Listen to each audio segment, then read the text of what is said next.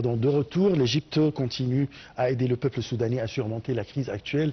Nous avons le plaisir d'accueillir au bout du fil Madame Falida Choubechi. Vous êtes journaliste et députée au Parlement égyptien. Bonsoir. Bonsoir à vous et à tous vos téléspectateurs.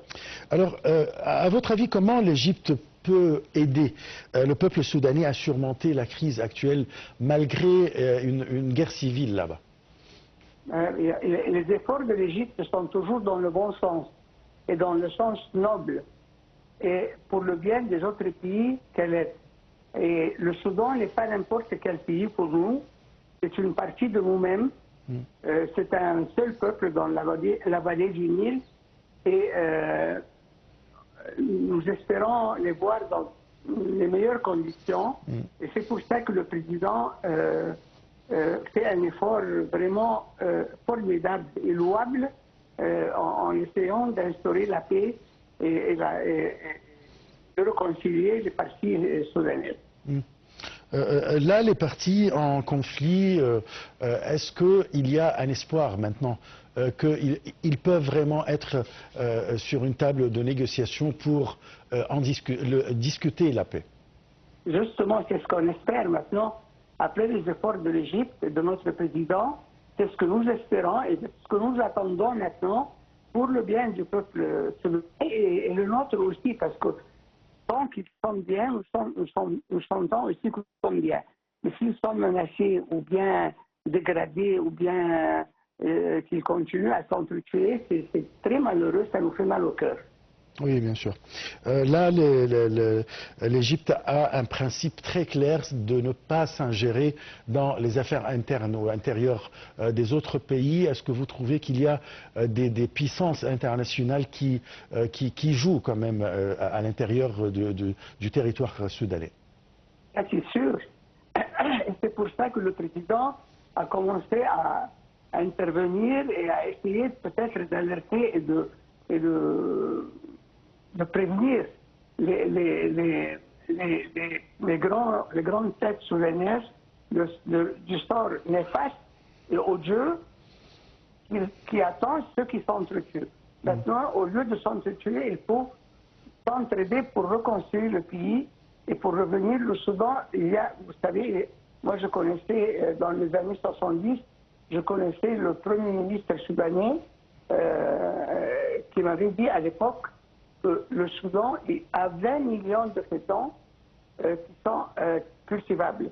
C'est-à-dire que si jamais le Soudan est en paix et qu'on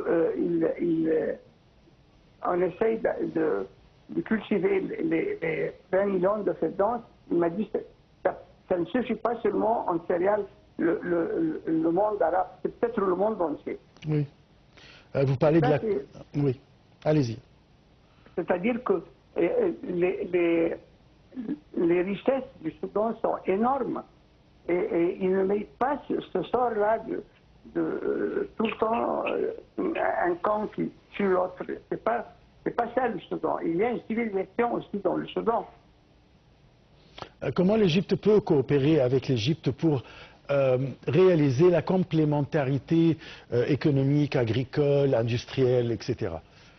C'est ce qu'ils sont en train de faire maintenant.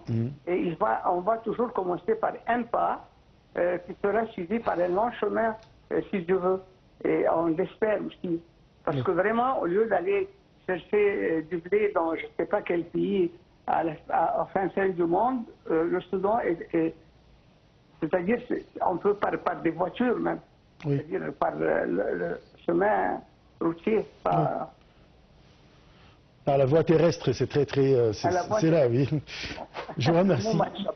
Ouais, je vous remercie beaucoup, Madame Falida Choubechi. Je rappelle que vous êtes journaliste et députée au Parlement. Madame Falida a abordé quand même les relations historiques entre les deux peuples soudanais et égyptiens.